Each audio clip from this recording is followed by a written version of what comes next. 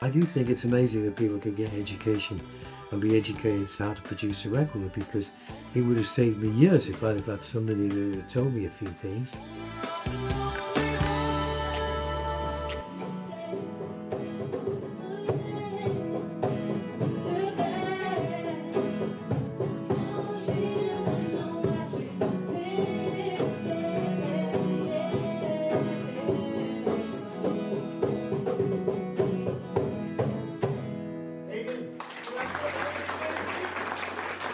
Hi, my name's Ed Wolf. I'm a playwright from this neck of the woods, and I've landed one of the best gigs of my life the other day. And you've just seen here that your young people starting your careers. These are guys here who have influenced for decades now music worldwide. The guy on my right here is Lol Creme. And Lol is again somebody who, in my lifetime, has played a huge role in that I've had with music. And Trevor Horn here. Trevor in many, many ways was the soundtrack of the 1980s in the same way that Lol and his music was the soundtrack of the 1970s.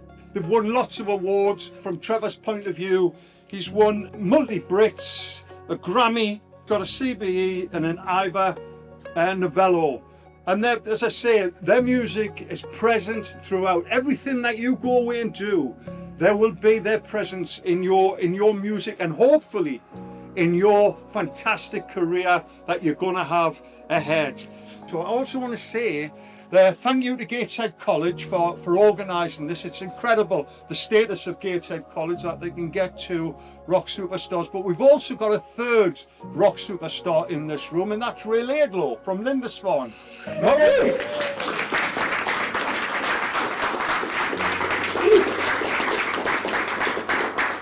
Not only is Ray the producer of Sunday for Sammy, but he was also in the biggest band for 6 months in the 1970s with a band called Lindisfarne.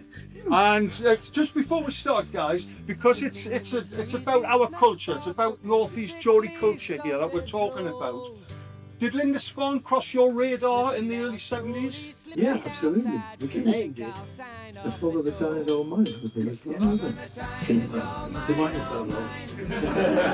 Well, it just shows, doesn't it, the contribution that we can make in the Northeast and that you're going to make in the future is very, very, very important. But at one point was it that you said, look, I'm pursuing a career in music. This is it. Something's happened here. What was that point?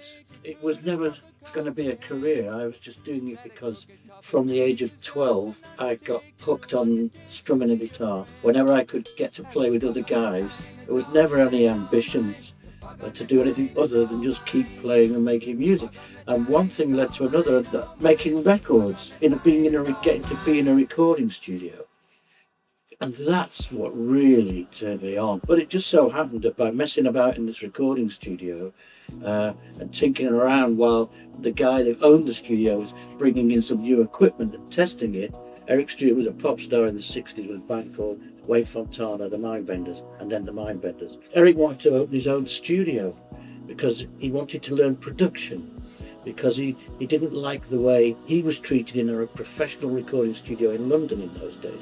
So he decided to try and build his own studio, and while he was getting the equipment ready and testing it, me and my mate Kevin Godley, Kevin was banging on the drums, and I was helping Kevin by sitting on the floor and singing and strumming this little song. And that turned out to be a hit record. It turned out to be Neanderthal Man I was singing, and that was a hit record. And that was the point where we thought, me and Kevin thought, gosh, we could maybe do this properly for a living, as it were, because we had a hit record. How old were you then? 12.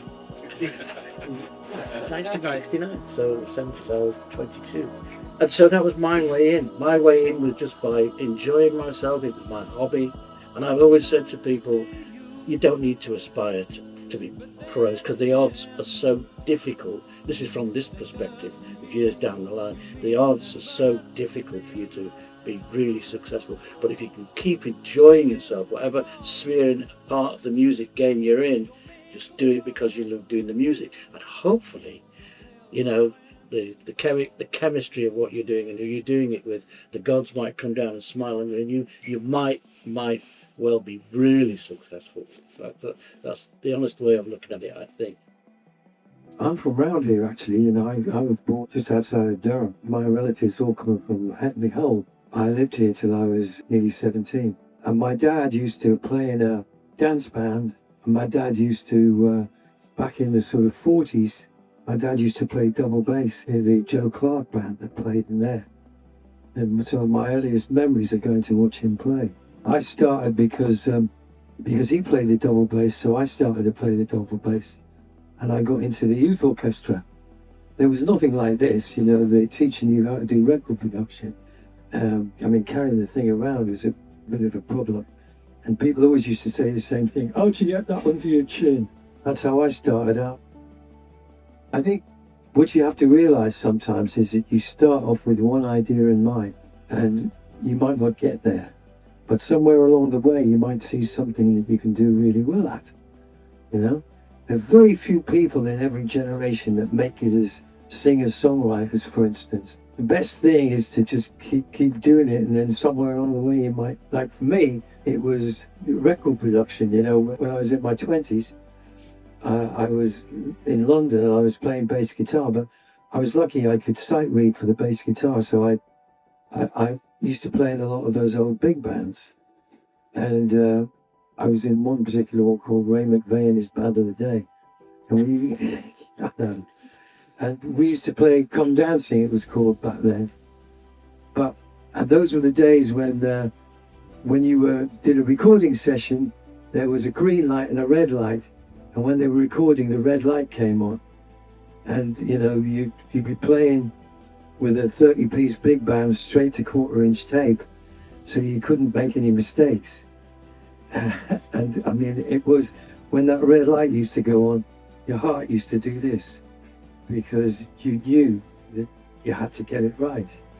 And I once, in the middle of a session, I made a really bad mistake, and so I kind of stopped. And I always remember the lead trumpet player was a guy called Derek Healy. He said, "Who stopped that?"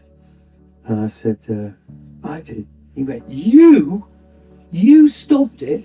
I said, "Yeah, I made a mistake." And he went, "You made a mistake?" I mean, I was only 23, 24, and he was probably in his 50s. He said, "You don't make mistakes, we make mistakes." Okay, so, you know, that didn't exactly put me at my ease. So when I had recording studios later, the last thing I ever had in a recording studio was a red light, because it just makes you nervous. You've got to be prepared to put a lot of time into this. Yeah. And sometimes it does come at the expense of your social life or your family It life. certainly goes at the expense of your personal life. You don't achieve instant fame. It's hard work. It's decades of hard work, isn't it? You see, Come on, Lol, it's hard work. It's hard work. Of course, it's hard work. It's hell. The trouble is, I can't answer that for them because I was so lucky. You see, I was a mere 22, and I blundered into a hit record. You know, and so it's never been work for me. It's never been hard work. It's just been. I've been fortunate enough to just be able to really express myself. Yeah. And every time I express myself doing what I want to do, other people have sort of liked it. You know, and. So it's never been hard work. The hard work is when you get some success, and so you have to go out live and work with other musicians, and you have to learn what you've recorded and learn to get it right, so that you get and work with other musicians. Then you have to work hard. I always work for weeks and weeks before I would go get together and rehearse on the shows that we do, because I want to know that I know these songs.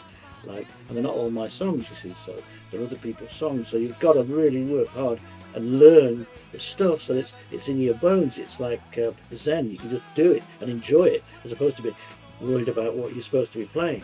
You learn it well enough that it just becomes naturally to you. You know it that well. That's where the work comes, to get yourself really familiar with it so that you can enjoy it. You did something for Sammy a while ago, and again, sticks in the memory. It was incredible. hopefully we'll see you again. It's the guys at Son of a Sammy. I went to the gig, as I say, in December, and it was brilliant. Absolutely brilliant. We always used to love the Newcastle gig. Did you? Because the audience in Newcastle was always the best audience in the country. Oh, brilliant. That's nice to know, isn't it?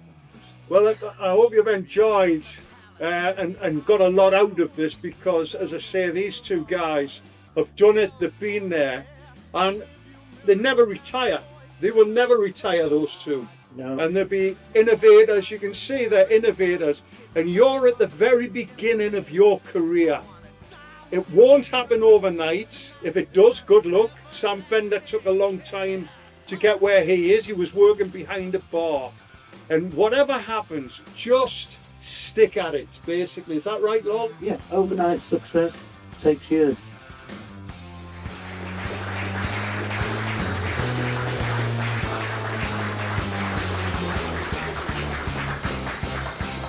The best guy, for sure.